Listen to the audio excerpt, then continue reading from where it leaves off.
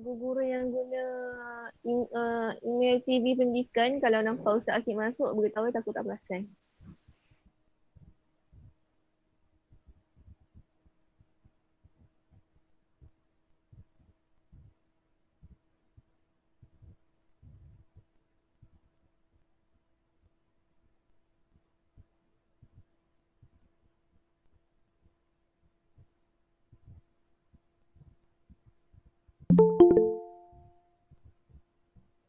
Okey, boleh Abbas.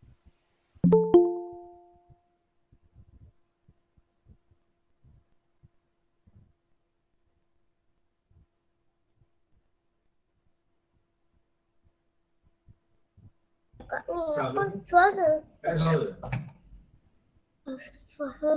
Sorry.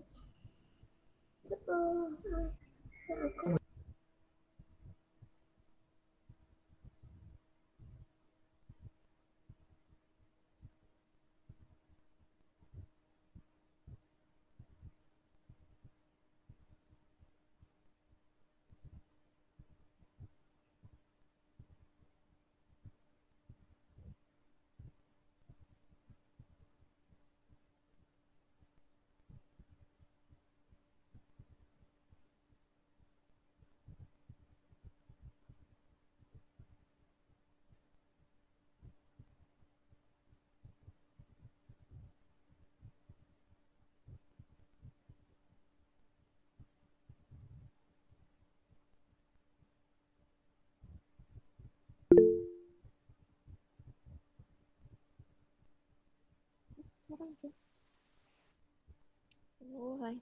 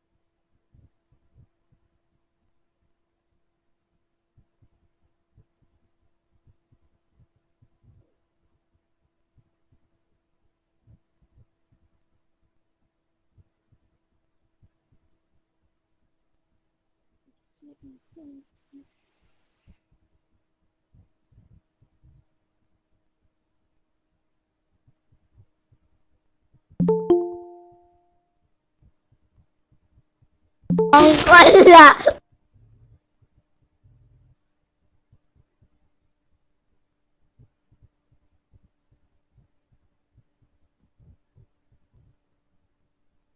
Assalamualaikum warahmatullahi wabarakatuh.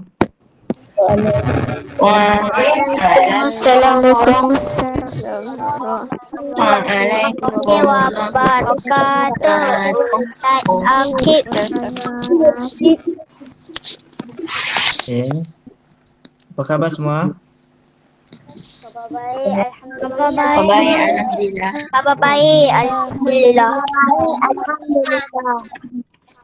Okay, insyaAllah bertemu lagi kita pada hari ini. Alhamdulillah, pada usrah kita pertemuan yang ke berapa dah?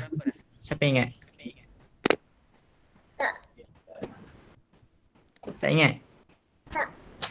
Ini adalah pertemuan yang ke-9. 9 insyaAllah. Okay, sebelum kita mulakan usrah kita pada hari ini, mari kita baca doa.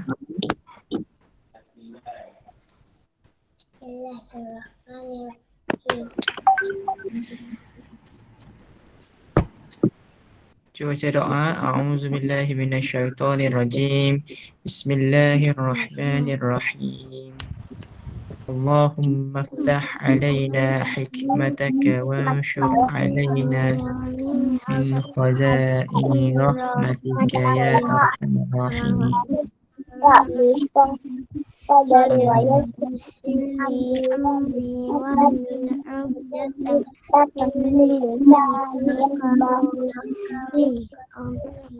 Amin ya rabbal alamin.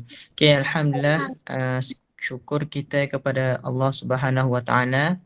Pada hari ini kita masih lagi dapat berkumpul pada satu slot usrah yang sangat bermanfaat lah yang Ustaz kira, iaitu tempat kita berkumpul dan membincangkan soal-soal dalam Islam, mengenai kefahaman Islam, untuk kita sama-sama berkongsi dan juga menambah kefahaman kita mengenai Islam.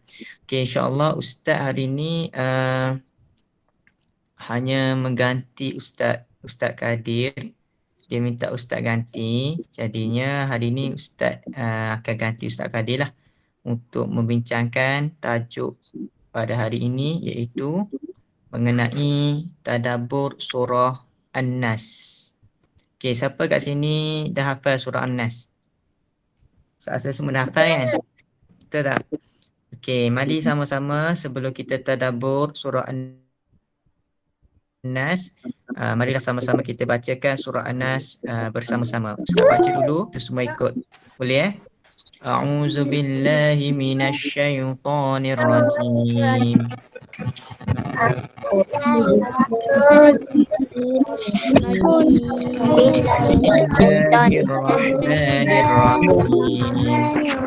Bismillahirrahmanirrahim. Qul a'udzu birabbin nas.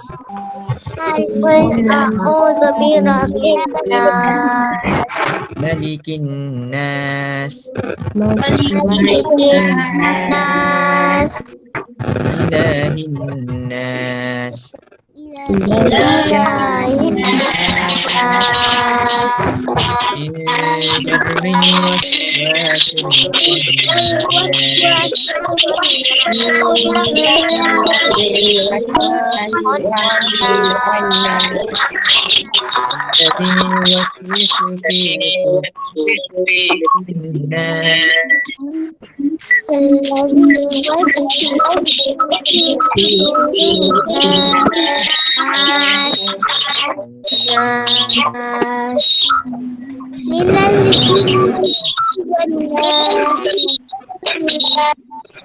Alhamdulillah.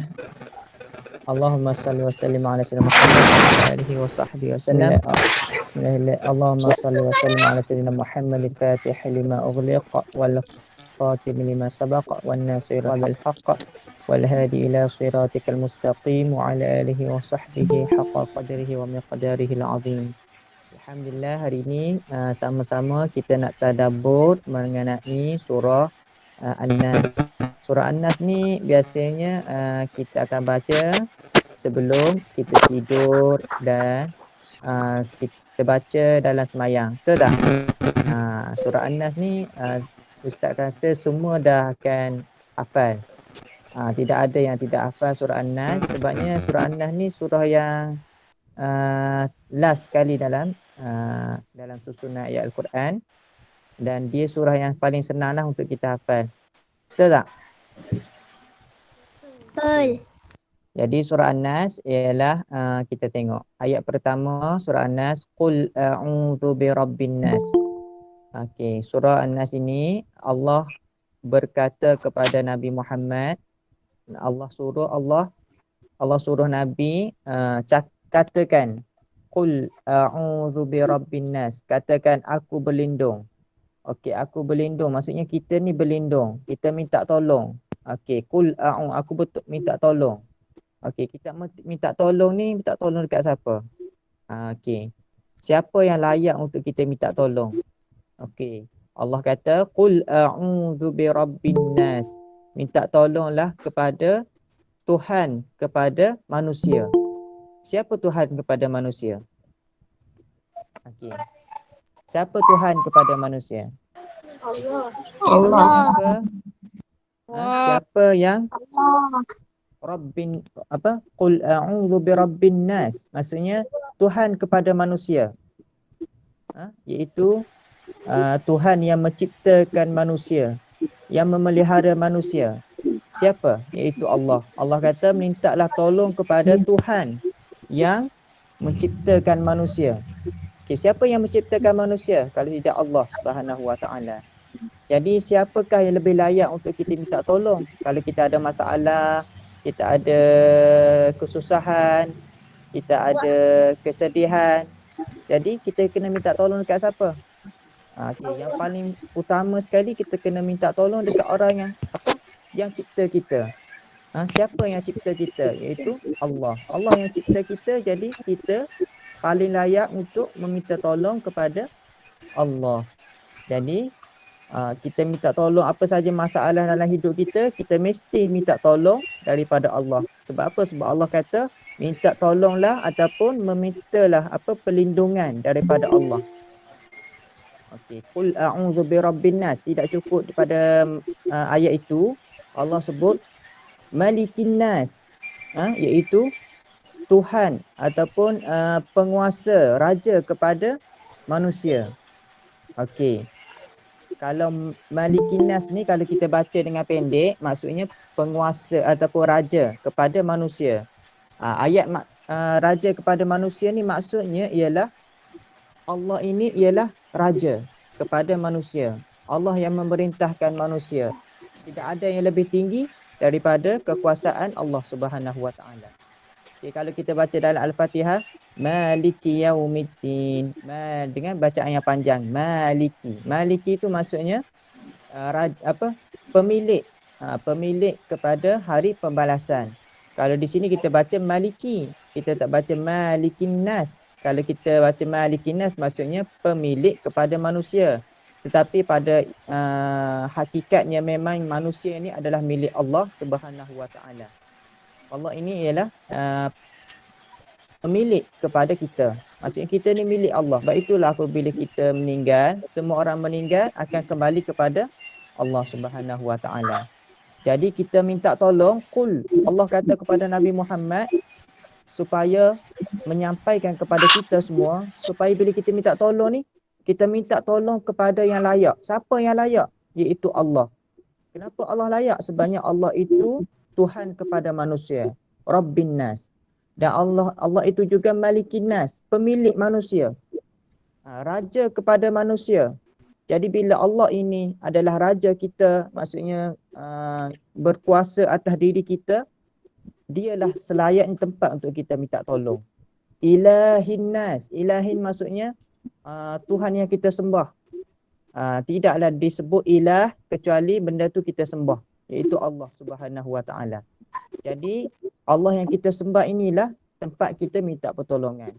Ayat ini semuanya bersambung dengan membawa maksud daripada qul a'udzu birabbin nas tu sendiri, iaitu minta tolong daripada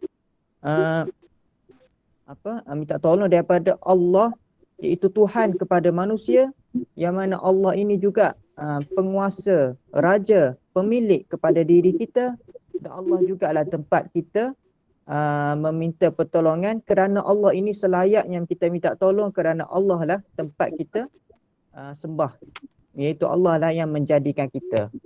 Okey. Setakat tu faham ke? Faham.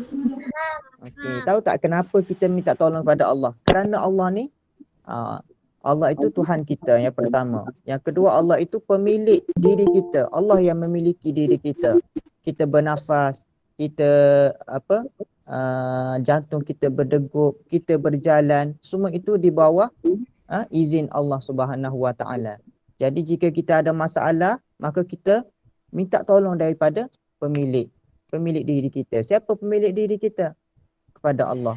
Kalau kita tengok senang kan, kalau kita contoh, kita ada masalah dalam contoh kereta kita rosak. Jadi kita nak baiki kereta, kita akan tanya balik siapa yang buat kereta tu. Okey, orang yang buat kereta tu lah yang paling pakar dalam untuk membaiki kereta tu. Jadi bila kereta tu masalah, kita akan minta tolong daripada orang yang buat kereta untuk baiki kereta tu. Okey, jadi macam tu juga untuk diri kita. Kalau kita ada masalah, kita ada kesusahan, kita kena minta tolong daripada Allah yang telah cipta kita. Sebabnya tiada apa yang lebih faham diri kita, yang lebih berkuasa atas diri kita kecuali Allah yang telah menciptakan diri kita. Okey. Kita minta tolong sebenarnya, kita minta tolong daripada kesusahan ni ialah daripada apa dia sebenarnya? Okey, kita minta tolong kan, ayat di atas tu sebut qul a'udzu birabbin nas. Kita minta tolong minta berlindung daripada apa, dengan Allah daripada apa? Kalau dalam Al-Quran dalam surah An-Nas ni menyebut kita minta perlindungan daripada min syarri, daripada keburukan. Syarri ini adalah keburukan, syarril waswasil khannas, keburukan waswas. Yang mana waswas manusia ni kita sebut sebagai bisikan. Okey, bisikan. Pernah tak kalau kita nak buat jahat, ada kita dengar bisikan, contoh kita tiba-tiba kita ada dengar bisikan untuk buat jahat.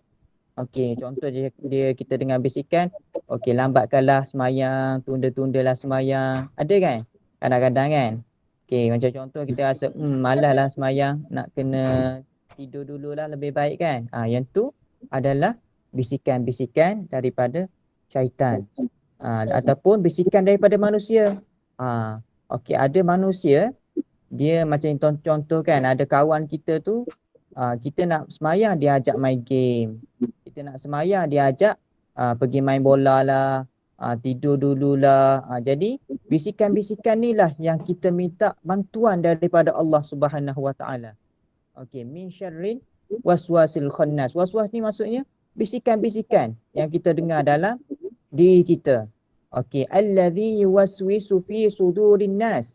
Yang mana bisikan ni adalah yang mana berada di yang kita rasa dalam hati diri kita. Hati kita, contoh kita rasa malaslah nak buat ibadah, malaslah nak semayang, malaslah nak ikut arahan mak ayah suruh cuci rumah ke, bersih rumah ke, kita jadi malas. Okey, kenapa? Sebabnya ada was-was dalam diri kita tu, iaitu was-was di sini bukan was-was kita tak ingat rakaat ke, iaitu was-was dari segi syaitan nak was-waskan diri kita. Yang ni was-was iaitu bisikan.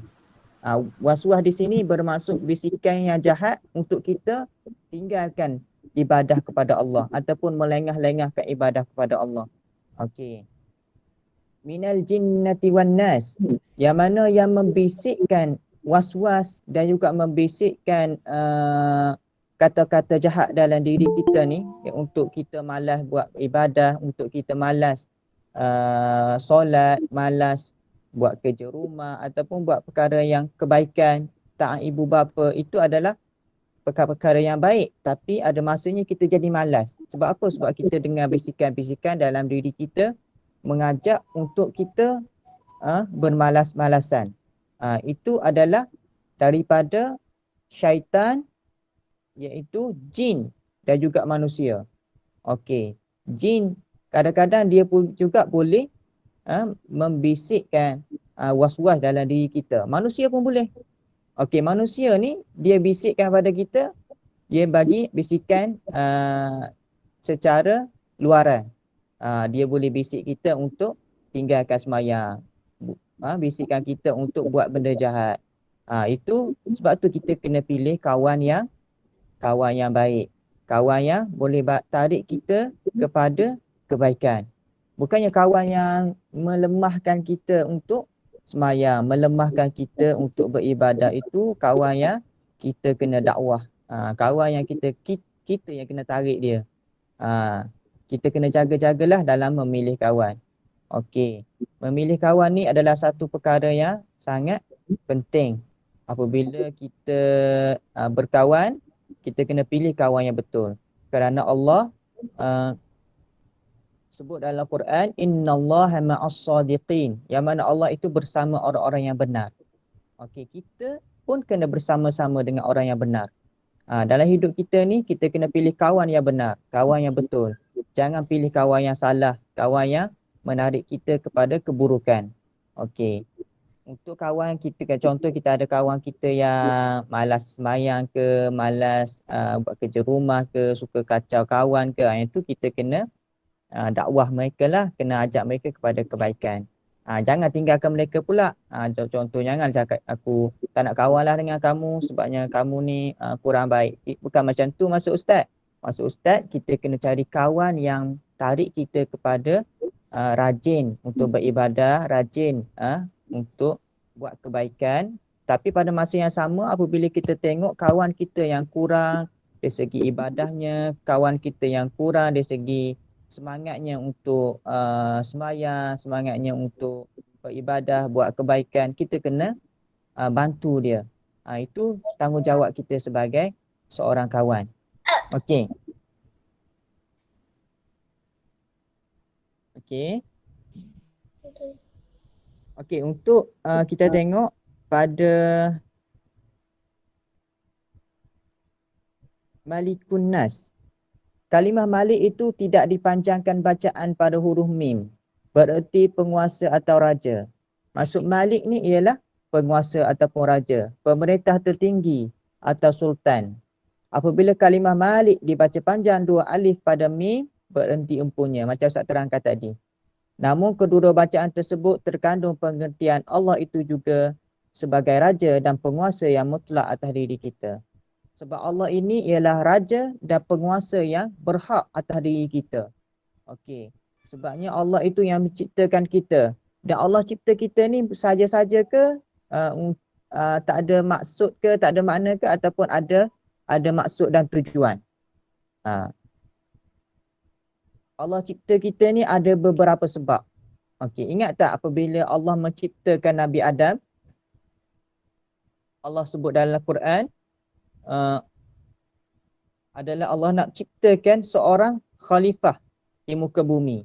Apabila malaikat tanya Allah, kenapa kamu nak cipta satu makhluk yang akan menumpahkan darah, yang akan merosakkan bumi? Tapi Allah kata, Allah nak menciptakan seorang khalifah yang mana malaikat tak tahu apa yang Allah tahu. Kenapa Allah cipta? Tapi tujuan dia ialah menjadi seorang khalifah, iaitu jadi seorang pemimpin. Pemimpin ni bukan sahaja jadi Perdana Menteri, bukan jadi Sultan saja. Yang tu memang betul, iaitu khalifah yang lebih besar lah. Tapi khalifah di sini boleh juga membawa maksud adalah ketua untuk diri kita. Okey, kita boleh urus diri kita menjadi seorang ketua yang baik. Kita tak ada anak buah kan. Contoh kita tak adalah anak buah, kita ni bukanlah ketua pelajar, kita bukanlah ketua pengawas. Tapi kita ni ketua untuk diri kita. Kita kena boleh jaga diri kita untuk kita boleh arah diri kita ni jadi baik. Kita boleh susun diri kita ni jadi baik. Kita susun jadual. Okey, pagi ni solat subuh jangan tinggal. Zuhur, asar, maghrib, isyak sembahyangnya jaga. Subuh, selepas sembahyang subuh mengaji dulu. Okey, lepas tu rumah kita kemaskan lepas asar dan sebagainya. Belah malam pula kita mengaji lagi dengan ayah dan mak contohnya.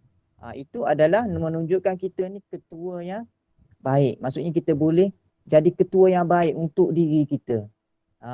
Apabila kita boleh jadi ketua yang baik untuk diri kita, kita jadi ketua yang baik untuk adik-adik kita. Kita jadi kakak yang baik, jadi abang yang baik, kita boleh jaga adik-adik kita ni kepada mentaati Allah dan Rasul dan mentaati ibu bapa. Supaya kita ni jadi anak yang soleh dan solehah, insya-Allah. Okey, selain itu Allah cipta kita ni selain daripada jadi khalifah, jadi ketua, kita juga diciptakan untuk beribadah kepada Allah. Allah sebut ma khalaqtu jinna wal insa illa liya'budun. Yang mana tidaklah aku ciptakan al-jinna wal insa. Allah tidak cipta jin dan manusia. Kita ni manusia kan? Allah tidak cipta kita ni kecuali illa liya'budun. Okey, illa di sini bukan nak kata kalau orang tu tak beribadah kepada Allah, maksudnya Allah itu tidak mencapai lah tujuan Allah cipta. Tidak. Illa di situ menunjukkan dia tu ada kemampuan untuk beribadah ataupun hikmah dia tu Allah cipta untuk ibadah. Tapi kalau dia pilih tak nak beribadah, maka dia telah menolak hikmah penciptaan dia. Maka dia telah meninggalkan hikmah yang Allah ciptakan untuk diri dia. Dia telah meninggalkan hikmah yang sangat besar lah, iaitu penciptaan manusia untuk beribadah kepada Allah. Okey. Kalau kita hidup ni, kalau kita tinggalkan ibadah kepada Allah, maka kita telah meninggalkan tujuan kita hidup. Tujuan kita hidup ni untuk ibadah kepada Allah. Okey, lepas tu kita bertanya, kalau kita ibadah kepada Allah, kenapa kita kena ikut cakap mak ayah kita? Kenapa mak ayah kita suruh kita kena ikut? Cukuplah kita ikut apa yang Allah suruh. Kita ikut apa yang ibu bapa kita suruh tu pun ibadah kepada Allah. Yang mana Allah sebut dalam Al-Quran, wabil walidaini ihsana. Allah suruh kita ni ihsan kepada ibu bapa. Ihsan ni maksudnya kita ikut semua yang ibu bapa kita suruh selagi mana tidak melakukan bermaksiat kepada Allah Subhanahu Wa Taala. Yang mana Allah sebut dalam Quran juga, jangan kamu katakan uffin. Jangan kamu katakan uff. Ataupun kalau macam ibu bapa kita suruh buat sesuatu kan, kita kata penatlah ibu, penatlah ayah.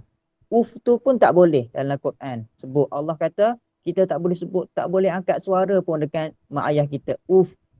Kalau mak ayah kita dengar macam malas macam tu, mak ayah kita terasa berdosa kita. Itu kena cepat-cepat minta maaf dengan ibu bapa kita. Kerana ibu bapa kita ni adalah kunci yang paling mudah kita nak masuk syurga. Nak masuk syurga ni bukannya senang, tapi kita ada cara yang mudah untuk masuk. Macam mana? Jadilah anak yang soleh dan solehah. Kerana kunci syurga itu terletak pada ibu bapa kita. Kerana apa?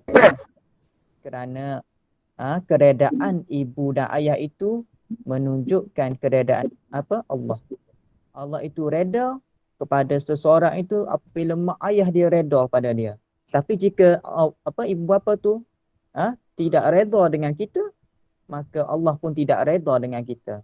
Menunjukkan bahawa keredaan Allah itu, keredaan, kecintaan, kasih sayang Allah itu pada diri kita ialah dengan terletaknya pada keredaan ibu bapa kita. Jadi marilah sama-sama Ustaz ajak untuk kita menjadi anak yang soleh dan solehah, jadi anak yang berbakti kepada ibu bapa kita, kerana kita nak tahu apa kita nak masuk syurga ini, sebabnya kita nak bertemu Allah Subhanahu Wa Taala. Jadi untuk kita masuk syurga, jalan yang paling senang ialah berbakti kepada ibu bapa. Okey, bagaimana kita nak jadi anak yang soleh solehah? Okey, bagaimana kita nak jadi anak soleh dan solehah? Siapa tahu? Yang kat tangan tu. Ustaz tak tahu nama. Kamar Zaman. Nadira. Nadira. Bagaimana kita nak jadi anak-anak soleh solehah? Kita kena berbaik dengan ibu bapa. Ya, betul. Kita kena solat.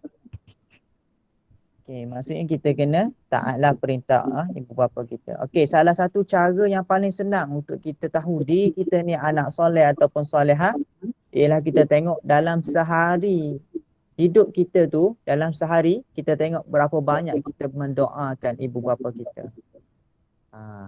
Dalam sehari tu kita doa untuk mak ayah kita berapa kali? Contoh kita doa, ya Allah, ampunilah dosa kedua ibu bapaku. Masukkanlah mereka ke dalam syurga tanpa hisap. Mudahkanlah perjalanannya dalam kubur nanti. Dan ringankanlah hisapnya ketika di padang mahsyar nanti dan sebagainya. Itu menunjukkan tanda kita ni anak soleh ialah melihat diri kita ni berapa kali kita mendoakan mak ayah kita. Jadi cara yang hari-hari, itu bagus. Kita mendoakan memang hari-hari. Tapi paling tidak 5 kali sehari. 5 kali sehari kena doa pada mak ayah. Kenapa 5 kali? Sebab kita sembahyang 5 kali. Jadi kita sembahyang 5 kali, setiap kali lepas sembahyang kita angkat tangan, kita minta doa. Jangan lupa doa untuk mak ayah. Selain doa untuk mak ayah, kena doa juga pada ustaz. Ustaz yang mengajar. Ustazah dekat Seriti, tu kena doa juga. Jangan lupa, kami pun memerlukan syafaat daripada anak-anak murid semualah yang tak ada dosa. Macam ustaz-ustaz ni, macam ustaz sendiri pun banyak dosa. Tak macam korang semua masih lagi tak ada dosa. Jadi doa korang ni lebih mustajab. Ibarat doa malaikat lah. Malaikat tak ada dosa. Macam korang semua lah, tak ada dosa. Okey. Saya rasa cukup sekadar tu dahulu untuk tadabbur surah An-Nas. Tadabbur surah An-Nas ni secara ringkas lah Ustaz cakap. Surah An-Nas ni adalah surah yang kita baca sebelum tidur. Sebelum kita tidur kan kita baca 3 qul huwallahu ahad, qul a'udzu birabbil falaq dan surah qul a'udzu birabbin nas. Okay, surah qul a'udzu birabbin nas ni adalah secara ringkasnya adalah Allah nak ajar kita untuk kita memohon perlindungan dan juga bantuan daripada Allah, yang mana Allah ini pemilik diri kita. Allah itu pemilik manusia. Allah itu raja kepada manusia. Dan Allah itu juga adalah Tuhan yang kita sembah, yang mana Allah lah yang selayak yang kita minta pertolongan. Daripada apa? Daripada keburukan, was-was, bisikan daripada syaitan dan manusia yang ingin mengajak kita jauh daripada Allah dan jauh daripada perintah Allah Subhanahu Wa Taala. Okey, saya rasa cukup sekadar tu dahulu untuk usrah kita pada hari ini. Ada soalan? Tak ada soalan? Okay, wabillahi taufiq wal hidayah. Ada. Saya serah pada Ustazah Yuni lah untuk sesi penggulungan. Terima kasih. Jazakallah khairan jazak kepada Ustaz Akib. Ada apa-apa soalan? Ada apa-apa nak tanya berkaitan dengan surah An-Nas? Tak ada. Tak ada. Tak ada. Jelas semuanya? Okay, Alhamdulillah. Okay, Alhamdulillah. Okay, seperti mana yang Ustaz Akib sarankan tadilah. Kalau boleh kita amalkan surah An-Nas ni kan. Utamanya kita amalkan surah An-Nas ni ketika bangun tidur, sebelum tidur, mana kita baca 3 qul, baca doa dan ambil wudu sebelum tidur, dan kita amalkan surah An-Nas ni. Dan di sebalik surah An-Nas ni insya-Allah lah kan, insya-Allah kita boleh tahu apa di sebalik surah An-Nas ni. Apa yang kita duk baca hari-hari tu kan, yang kita duk hafal daripada awal-awal kita hafal Quran, kita hafal surah An-Nas. Terus surah pertama, surah kedua, surah yang awal kita hafal. Tapi ada kita hafal tu, kita faham tak apa yang kita hafal? Faham tak apa yang kamu hafal tu? Faham? Okay, Alhamdulillah. Okay. Dan saya rasa setakat itu sahaja untuk usrah kita pada minggu ini. InsyaAllah kita akan jumpa pada minggu hadapan. Okey, kita tangguh usrah kita dengan tasbih kafarah dan suratul Asr.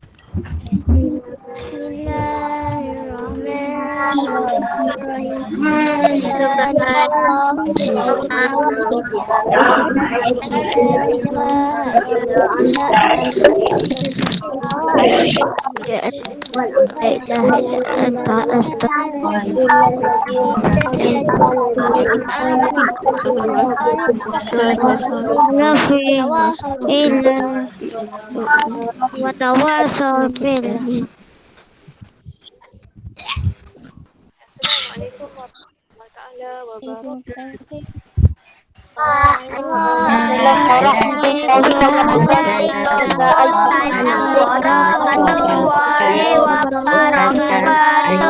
Ustazah Ayu ni